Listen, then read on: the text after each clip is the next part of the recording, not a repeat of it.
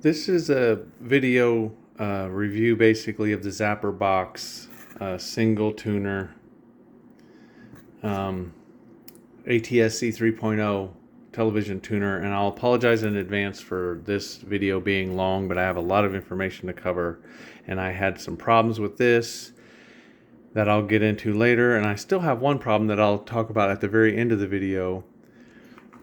And then I have a unique situation that pertains only to me, and everybody's situation is going to be different, but essentially we're talking about ATSC 3.0, which you can Google that on your own and decide if you want to do that. And if you don't know what it is, I'm not going to go into huge details. You can research it for yourself. But basically, it's the next generation of broadcast television, capable of 4K image quality, improved sound, improved reception, which I was really going for. And you can Google that on your own. And everybody's situation is going to be a little differently, and you're going to have to do your own research whether or not you are within range of ATSC 3.0 broadcasts. And you can go to antennaweb.net, antennaweb.org, pull up your location, see which direction you're going to have to point your antenna. This is all, stuff you probably already know or whatever. I am like 44 miles, so keep that in mind because that's going to come up important later. And according to this, it says I should get all 4 of your major networks. And one advantage for me is, number one, I'm long range, and this is supposed to be better reception. So I was hoping it would improve things for me, because before several of these stations were broadcast from different towers, and I had to point in different directions, and I could get ABC and then I would lose NBC, or I can get NBC and then I would lose ABC. But since these next gen ATSC 3.0 broadcasts are all coming from the same tower, I should theoretically be able to get all 4 without having to sacrifice one or the other. So anyway, trying to keep this as short as possible. This is the antenna that I bought. Well, not that one. Clearstream V4 TV antenna, 70 plus mile, and you never can trust that, but whatever. It's been working for me. It's been working great. And, I've been messing with it and trying to get it adjusted just right. And so then let me talk about how my situation is a little different from what your situation might be. I had an electrical storm and I lost some things. I lost my wireless router.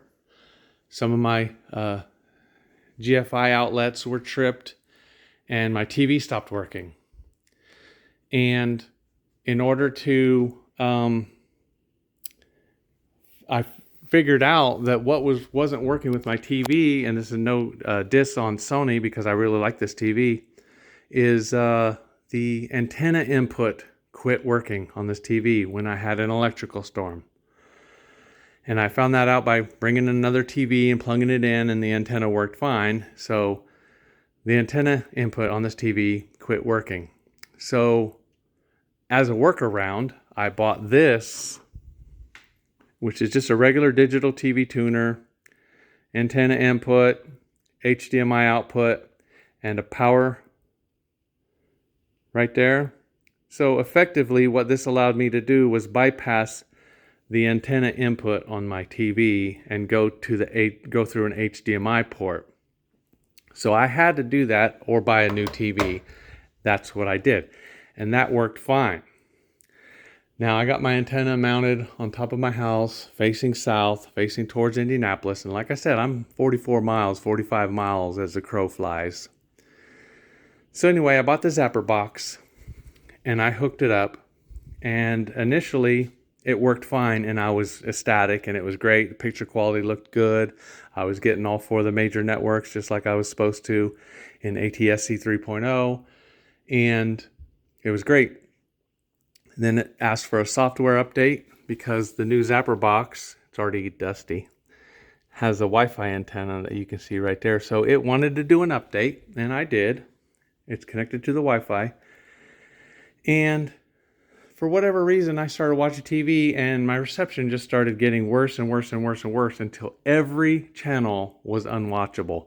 Every channel unwatchable on the Zapperbox. And I was frustrated, angry, and whatever. And then I went back to this box and just started watching TV on that for a while. And I just figured, well, I just wasted $250 on the Zapperbox and I just put it off to the side. Didn't mess with it because I was angry. But something told me to come out and mess with it some more. Now I thought, well, maybe it was the software update that screwed something up. Because there is a reset button on the bottom. Right there where my thumb is. And I thought, well, maybe the software update did something wrong. So I pushed that button, both with the power on and with the power off, see if it did a reset. And it did have a button clicky feel to it. I used a toothpick to push that button. And I hooked it up again. I did a channel scan because I moved the antenna a little bit since then. So I did a channel scan. And just like before, everything was unwatchable. So I got angry, frustrated, whatever. And I decided that there was going to be one more thing I was going to try. One thing yet. What did I do with that box? One more thing yet that I hadn't tried. There it is.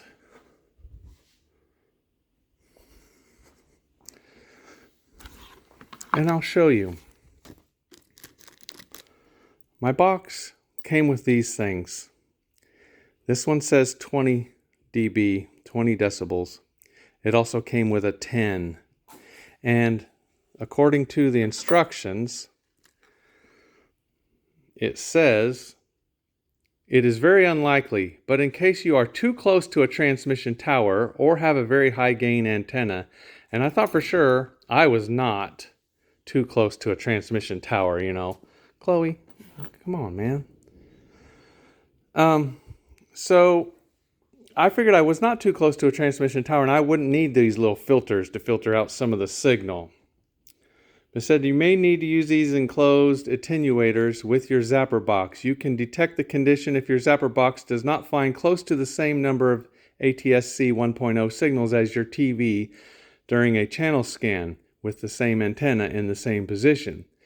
If your antenna has a built-in amplifier, please try disabling that first. If that does not help, try a channel scan with the 10 dB, 20 dB, or a combination of the two equals 30 dB of attenuation. So that's what I did. I put the 10 decibel attenuator on the back of the unit.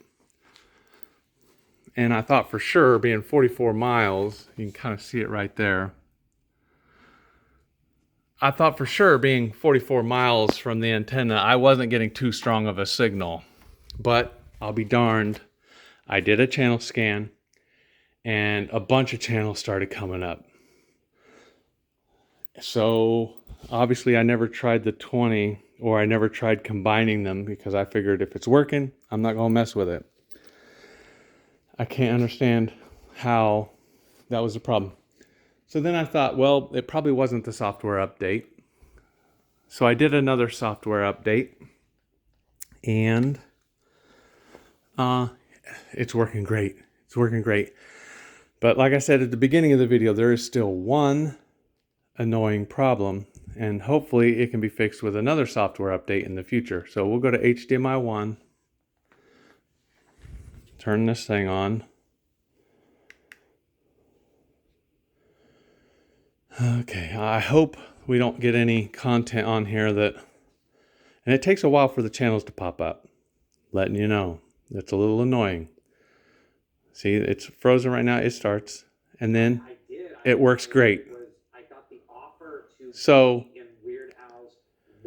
I'll go to the guide, and you can see, let's go to the top. You see the blue rainbow symbol means it's ATSC 3.0. So it's high definition. So right here is the first one. General Hospital. Hopefully I won't.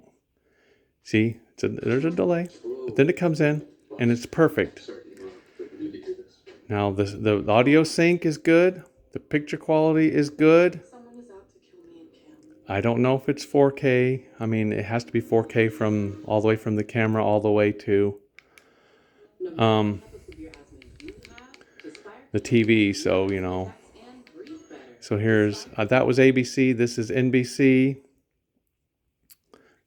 Again, there, you know, it takes a while to change channels.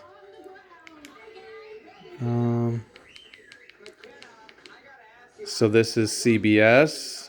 We started here.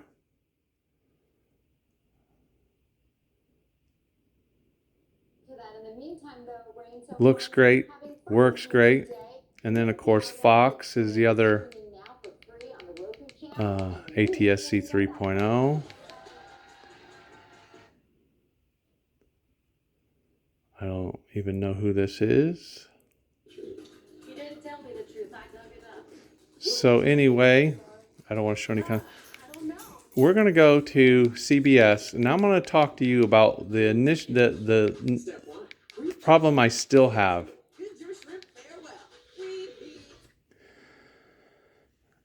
Now, what happens is the longer I watch the channel, the more of an audio delay I get and a stuttering image.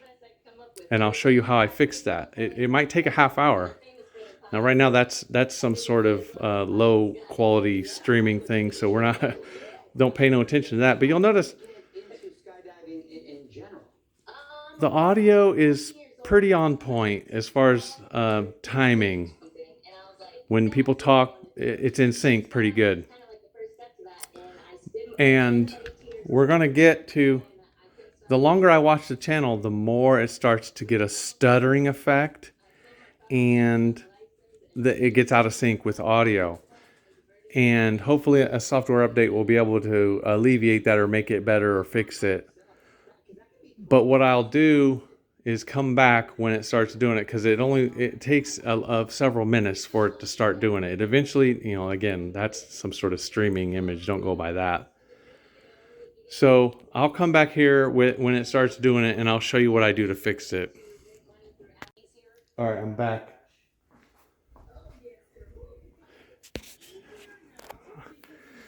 Ignore this. They're doing an interview, and it's a bad stream, so we can't go by this. But look over here, you'll see that it's out of sync and it's stuttering. It is not smooth. I tried to wait until they were done interviewing some lady on a bad quality feed to not show you that. But this is pretty unwatchable. It's out of sequence and it's stuttering really badly. Of course, you can't tell on this, but look at her.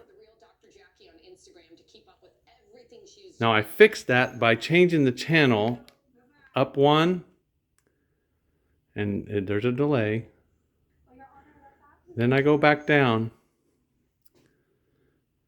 and it fixes it for like another half hour.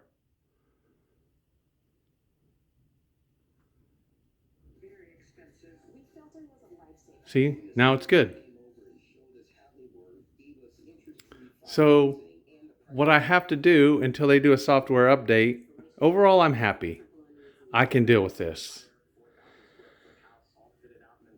All I got to do is change the channel up and down. And like when a commercial comes on, I can do it. Because it takes like a half hour for it to start to get bad. Maybe 20 minutes. So like when the commercial comes on, I'll just channel up, channel down, and go back. And then everything is fine for a long time. And then it eventually gets out of sync again. And it starts doing that stuttering thing. So hopefully a software update will improve that or fix it or whatever. But that's essentially the problems I had with this Zapperbox. And like I said, right now, I'm pretty happy with it. But you might have to do what I had to do. But like I said, everybody's situation is different. Obviously, you probably didn't have the electrical problems I had. You might be a different range from your, I don't want to show commercials on here. You might be a different range from your antenna, and you know, my solution might not work for you or whatever, but take that for what it is, and hopefully this video has helped you decide whether or not you want to buy this or wait for another one. Keep in mind, ATSC 3.0 TVs are for sale now, and if you're watching this video and it's freshly updated, you know, you probably don't have an ATSC 3.0 TV, but I highly recommend your next one be that. Be sure to check in on that and make sure it has it. But anyway, this has been my review and telling you about my Zapperbox. Hopefully it's been helpful.